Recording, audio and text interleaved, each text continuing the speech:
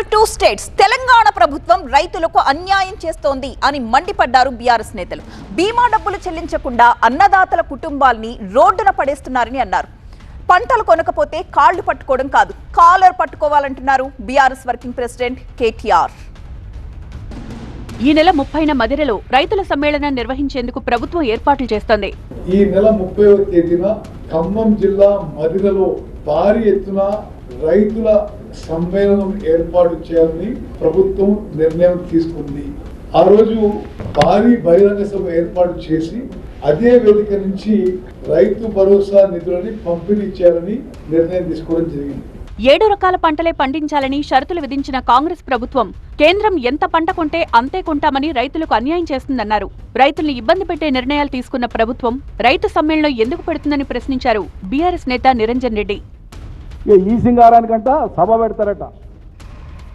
రైతు భరోసా ఇచ్చే ముందు సభ పెడతాం, రాష్ట్ర రైతాంగానికి అన్ని వివరిస్తామంటున్నాడు. ఏం వివరిస్తావు?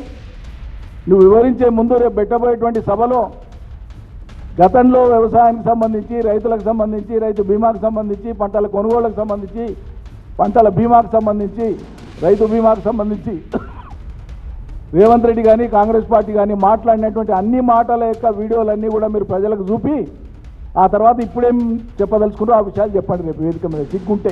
ఆదిలాబాద్ జిల్లా బోధ్లో ఆత్మహత్య చేసుకున్న రైతు కుటుంబాన్ని బీఆర్ఎస్ వర్కింగ్ ప్రెసిడెంట్ కేటీఆర్ పరామర్శించారు. బాధిత కుటుంబానికి ప్రభుత్వం 25 లక్షల పరిహారం చెల్లించాలి అన్నారు. ప్రభుత్వం మెడలు వంచైనా సరే మీకు నష్టపరిహారం ఇప్పిస్తామని చెప్పాం. 25 లక్షల రూపాయలు ఇచ్చి తీరాల్సిందే.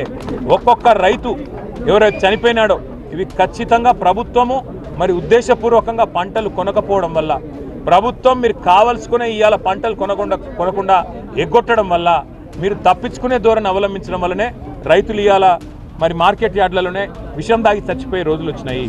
అందుకే ఆ కుటుంబానికి న్యాయం జరిగేదాకా మా ఎమ్మెల్యే అనిల్ జాదవ్ గారు, పెద్దలు జోగు రామన్న గారు, మా ఆసిఫాబాద్ ఎమ్మెల్యే శ్రీమతి కోవా లక్ష్మి గారు, మేమందరం కూడా ఈ జిల్లా నాయకత్వం మొత్తం, మా రాష్ట్ర నాయకత్వం కూడా అండగా ఉంటుంది.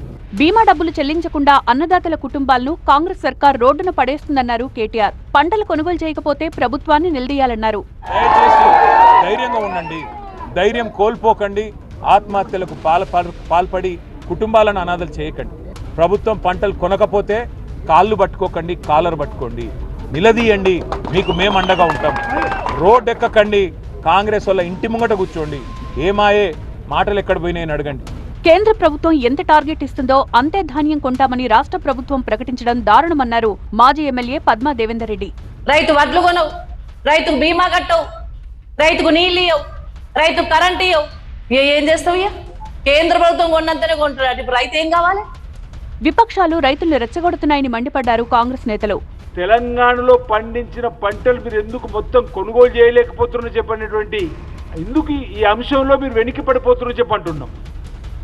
ప్రతిపక్ష నేతగా ఉన్నటువంటి కేసీఆర్ ఫామ్ హౌస్కే పరిమితమైంది.